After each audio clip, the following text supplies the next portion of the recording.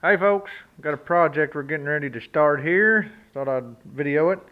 Getting ready to rebuild the carburetor on this old Case VAC tractor here. I know it's ugly, but it does run. But the carburetor is all messed up, so I'm gonna get this little guy off and we'll show you some video of it after I get it off and apart. I ain't much taking one apart, so I ain't gonna bore you with that, but I'll get it off and show it to you when we get it on the bench.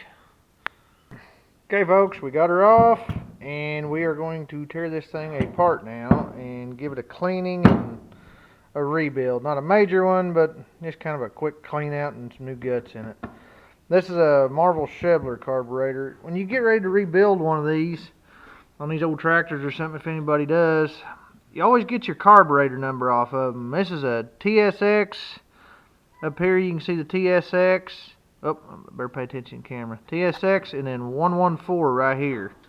It ain't showing up too good, it's pretty dirty, but carburetors and everything usually have an ID plate up here on top, and the old tractors, some of them do have one up there, and some of the older ones like this one got them right here on the side, but you always need a number to get a carburetor kit, which I have got right here. So I went and got the new float, new guts and everything, so,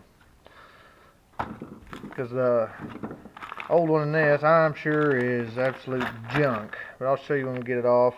All new goodies, replacements, so, and I will get to tearing this apart. And one more thing, always get you a really good pair of gloves.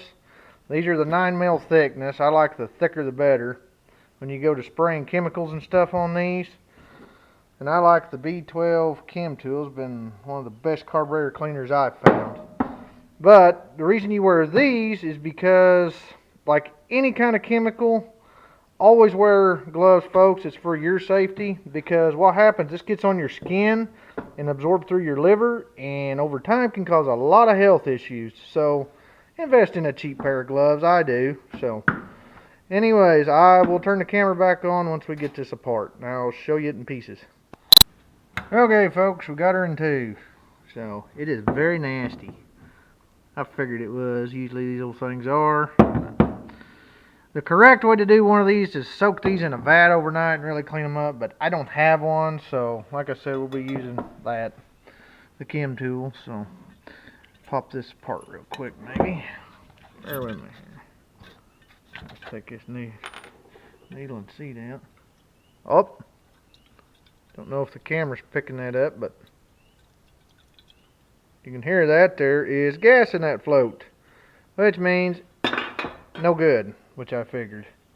That's why I ordered a new one. So, and I'm sure the gaskets are stiff and junk. Bear with me here, one-handed. That's out. You can tell it's, there we go, now you can really see it. Really just nasty. So let's go ahead and get him out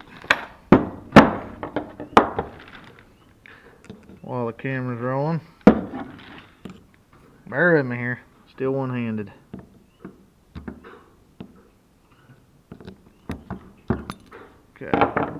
Okay, that ain't bad, man. It's got a groove cut in it.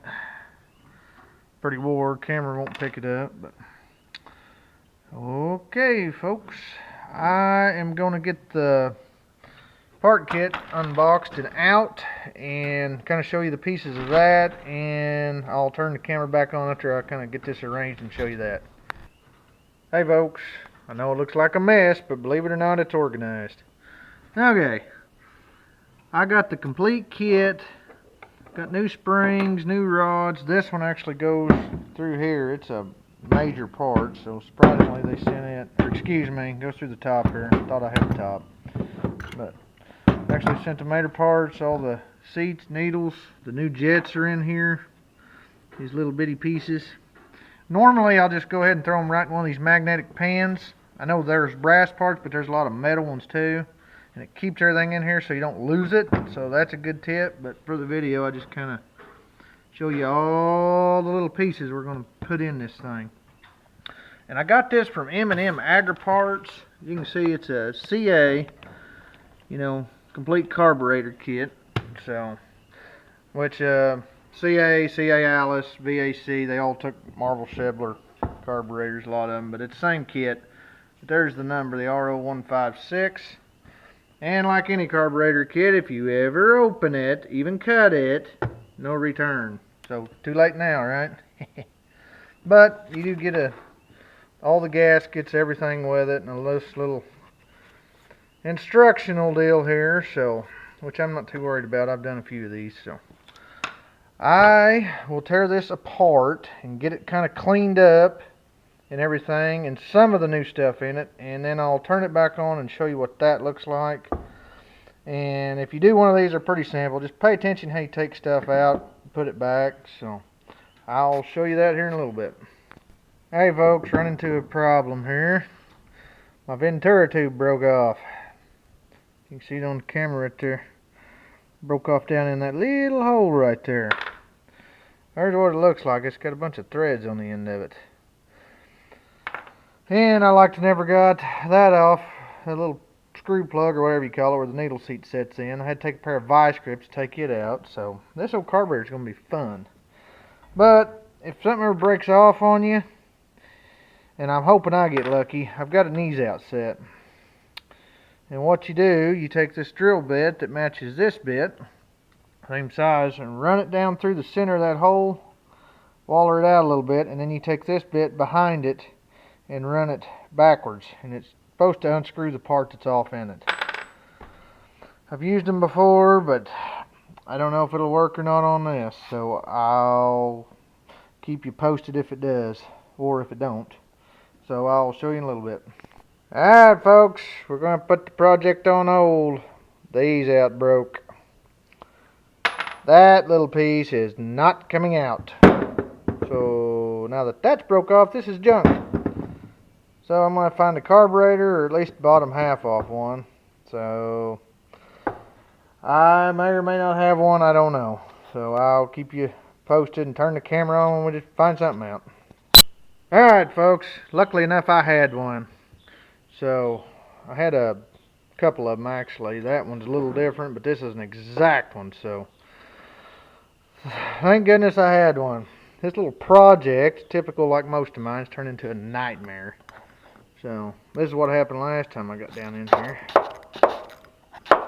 Hey, I think I lucked out. Alright, luckily that one come out. Jeez. Alright, cool. I'll show you here in just a second. Ta-da! That one come right out. So, that one's garbage. Because, like I said, this piece broke off in it. The ease out broke off in it, so I hate to do it, but that's pretty well junk iron because you can't do nothing with it unless you really want to drill it out and machine it and rethread it. I ain't doing all that. Luckily, I had a few of them. These old tractor parts are pretty common, as you can tell. I got a bunch of them, so. But luckily, I did have it, and old tractors is a hobby. Is the reason I have it. I got a bunch of old carbs and stuff, so hopefully, if someone else is doing this, you don't have the same problem I did. So I will get it back together, like I said I was going to do now that that's over with. And I'll show you what it kind of looks like when we get to that point. And when I get the float in, I'll show you how to adjust the float too real quick before I put both pieces together. So I'll turn the camera on in a minute. Alright folks, we're getting ready to change this rod assembly here and everything for the throttle. Since we got a brand new one in that kit. And when you do this, I'll tell you how to do this, that way you'll know. There's two screws in the top of this little butterfly right here. Take these screws out, and luckily we got two new ones in the kit. One there, it's kind of scattered, but take these two screws out and pull the rod out. The butterfly, you'll fall out, you know, you can turn it up just a little bit, grab it, pull it out. And like I said, get these two screws, pull that rod out. Take your new assembly and slide it in, and put your new screws in your old brass butterfly there. And that's how you do that. So I'll show you some more in a minute. Alright folks, I was going to mention too, remember I told you wear your gloves. Don't forget your gloves. And the B12 chem tool. Put your straw in. That's how you clean them. which I took the guts out of it, but where that orifice tube was, you can go down that middle one, just kind of spray that out. I don't know if the camera will pick it up or not, but it's blowing out all the little holes and stuff. Then you take your straw and just kind of blow all these out. Be careful too. Make sure you're standing back. Don't get it in your eyes. Just kind of blow everything out, clean everything out.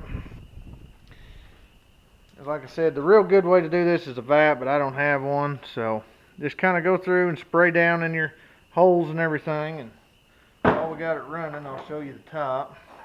Same way up here, which we took the brass plug out for the needle seat to go in.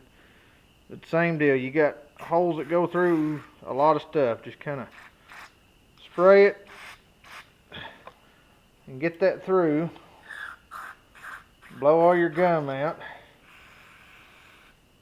And that's about all there is to it. Now I'm going to stand back and I'll kind of just spray the outside a little bit too. Always do that and get some of the gunk off. But main thing, just make sure all the places that gas flows are free and empty with no clogs.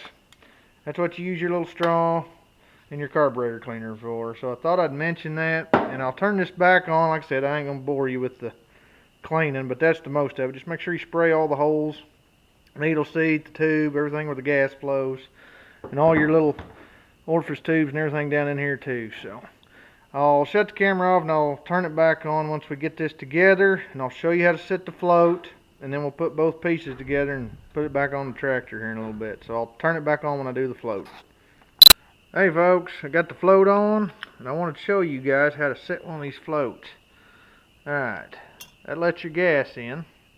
When it comes down, the way you want to set these is when they're up, which that camera just ain't doing me no justice, but you want your float level. There's a gap right here on the top between it and the, you can kind of see it there, between it and the top of the carb. And you set them, bring them up, and just make sure the top of the float is level and the bottom is pretty well level. You know, just barely push up to where it stops, and it'll be level, and that will tell you, I said the camera ain't showing it very good, but make sure your bottom's level, and that will set your float right on your carburetor where your bowl ain't overflowing and everything. So just kind of an eyeball trick. I've done it for years. It works pretty good, so I was going to show you that. So I'll show you when we get it together. Okay folks, we got her back together, float set, all new guts inside. Cleaned, even though it still looks dirty and rusty, but that thing's working pretty good now. So I will get this on the tractor and fire the camera back up, and we'll put some gas in it and get it running. So I'll show you some more. Alright folks, next day I got the carburetor on. I didn't get to put it on last night. I had to run off, but we got it on today, and we got some gas in the tank, so we're gonna see what happens here. Hook my coil up. Wiring's temporary, but let's see if she'll start. All that good stuff. Chokes on.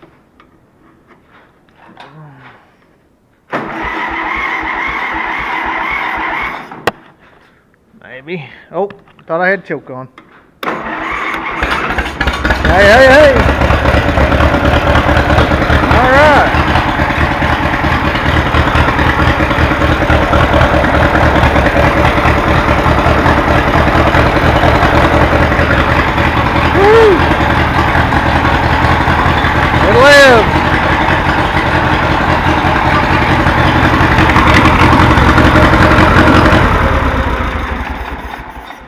Alright, she's fixed. I'm done. Woohoo! Another one down.